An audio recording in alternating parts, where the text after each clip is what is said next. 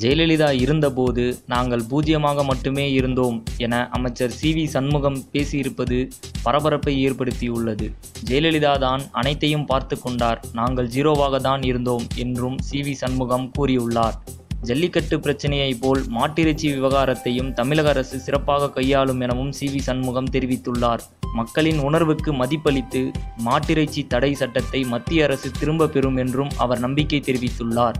மேலும் மாட்டிறைச்சி விவகாரத்தில் தமிழக அரசின் கருத்துக்களை மத்திய அரசிடம் தெரிவிப்போம் என்றும் அதிமுகவின் இரு அணிகளும் இணைய வேண்டும் என்பதே எங்களது விருப்பம் என்றும் சி.வி. சண்முகம் தெரிவித்துள்ளார். இரு அணிகள் இணைய நிபந்தனையற்ற பேச்சுவார்த்தைக்கு தயாராக இருக்கிறோம் என கூறிய அவர், பொதுச் செயலாளர் பதவியை விட்டுக் கொடுத்தால்தான் பேச்சுவார்த்தை என செம்மலை தெரிவித்திருக்கிறார். அவரது இந்த கருத்து பன்னீர்செல்வம் அணியின் உண்மை முகத்தை வெளிப்படுத்தியுள்ளது என தெரிவித்துள்ளார். ஜெயலலிதா மரணம் தொடர்பாக நீதிமன்ற தீர்ப்பை ஏற்கிறோம் என்றும் அமைச்சர் சி.வி. சண்முகம் கூறியுள்ளார்.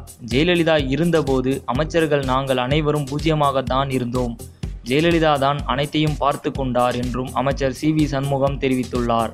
சினிமா மற்றும் அரசியல் செய்திகளை உடனுக்குடன் தெரிந்து கொள்ள subscribe to today cinema. Today cinema நேயர்களுக்கு நன்றி, வணக்கம். Please subscribe to today cinema.